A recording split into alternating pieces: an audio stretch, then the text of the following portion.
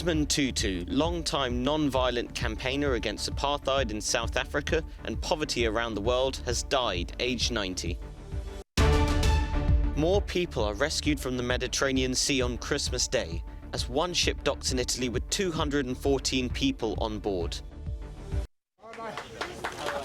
Desmond Tutu was the former Archbishop of Cape Town who became South Africa's Nobel Peace Prize-winning activist for racial justice and LGBT rights, and he was admired by everyone who came across him. I also learned some very useful advice from him. So since today, I will keep in my mind one of his advice. Tutu was also an African leader who helped guide the continent through its darkest hours in Rwanda and elsewhere. And he helped bring down the white racist apartheid regime that had oppressed South Africans for decades. On the international stage, he supported pro-democracy leaders such as Myanmar's Aung San Suu Kyi.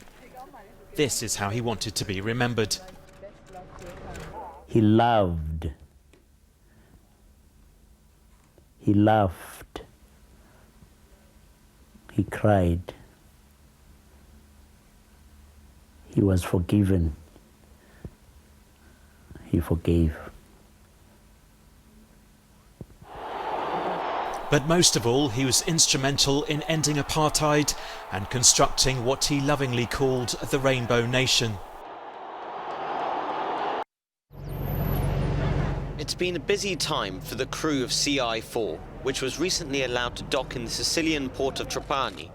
On board were 214 people rescued from the Mediterranean Sea.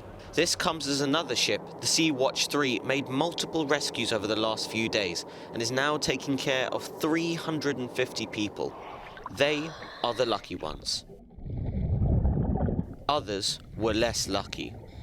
This boat capsized late on Christmas Eve off the Greek island of Paros. 16 bodies were found, including a baby, while 63 people were rescued. At the other end of Europe, Polish guards patrol the border with Belarus amid reports of crossing. Even through Christmas time, there were 69 attempts, although it seems most were returned to the Belarusian side. As the new year dawns, it seems the plight of people fleeing their countries and associated challenges for Europe are set to stay. Backed by the central band of the Royal British Legion, Queen Elizabeth II empathised with those mourning loved ones at Christmas, while paying tribute to her late husband, Prince Philip. Although it's a time of great happiness and good cheer for many, Christmas can be hard for those who have lost loved ones. This year especially, I understand why. But for me, in the months since the death of my beloved Philip, I have drawn great comfort from the warmth and affection of the many tributes to his life and work, from around the country, the Commonwealth, and the world.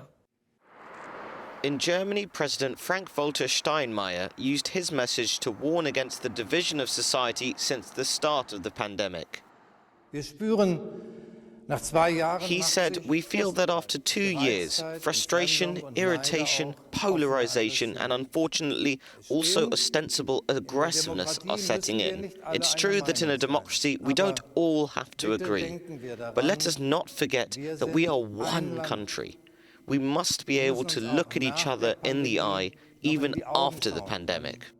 Hi, Merry Christmas. How are you? US President and First Lady Joe and Jill Biden thanked US troops abroad in their messages. But you're the solid steel spine of the nation. You really are. Always vigilant, always ready when duty calls, 365 days a year. And during the holiday season, as we pray for peace and spread joy and glad tidings, we also look for hope toward the possibility of a better year, and to give thanks, to everything, for everything we've gotten to. The Christmas weekend has suffered many flight cancellations as Omicron continues to disrupt daily life in many countries. Over 1,500 flights had been cancelled by Sunday morning in the US. At Minneapolis-St. Paul Airport in the state of Minnesota, many travellers voiced their frustrations. It actually cancelled while we were in line, to check in. We are not usually the family that travels on Christmas, so this is our first time giving them a shot, and maybe last, yes. You know, I booked this trip in February. We had no idea that we'd still be dealing with COVID. It's crazy. Cancellations and flight delays related to staff shortages have been a persistent problem for the American airline industry this year. Last year, after air travel collapsed, US airlines encouraged workers to quit. But this year, air travel has mostly recovered, and they've left themselves short-staffed. In the UK, the vaccine and booster rollout hasn't stopped for Christmas. Thousands of people were jabbed on Saturday. But Omicron is still rising. New cases hit another daily record of over 122,000 cases on Christmas Day. And the government hasn't ruled out further restrictions. I just thought that it would be quite quiet today. And I was right. There was only one person ahead of me in the queue, and I wanted my booster jab, and here I am. In the Netherlands, people are celebrating Christmas under a strict lockdown. All non-essential shops, cafes and other places won't open again until January 14th.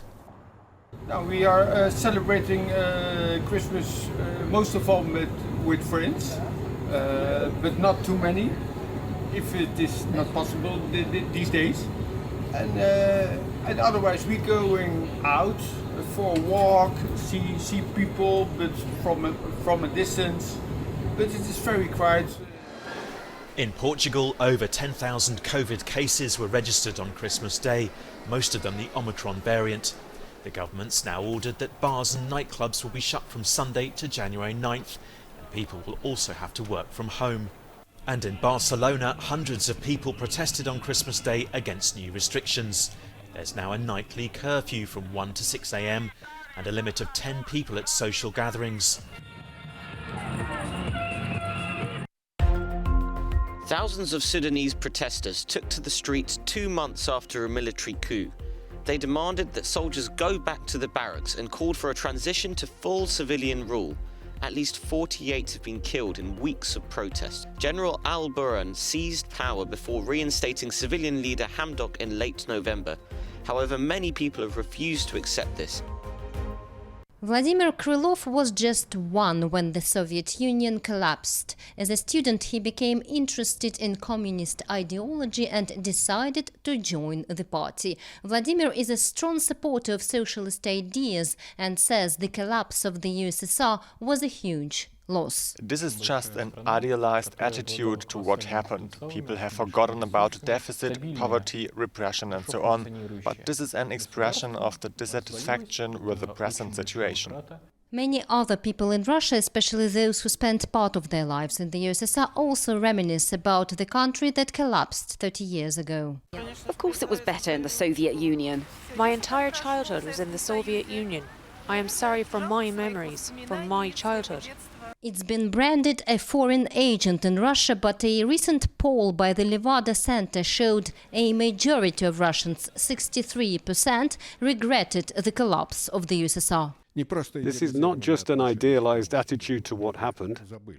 People have forgotten about the deficit, poverty, repression and so on. But this is an expression of the dissatisfaction with the present situation. Experts say the main reasons for this lament over the Soviet Union's demise stems from the loss of the idea of once belonging to a great power and a unified economic system. The country's entire policy is aimed at glorifying the past of the Soviet Union, in which we were strong, powerful. We were on a par with other major powers and could dictate our position. And this is broadcast through the media, who dominate our country.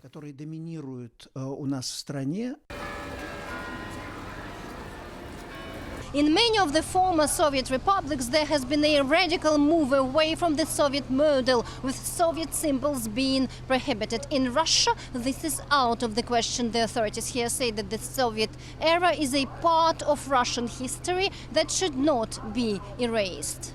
Galina Polonskaya, Euronews from Moscow.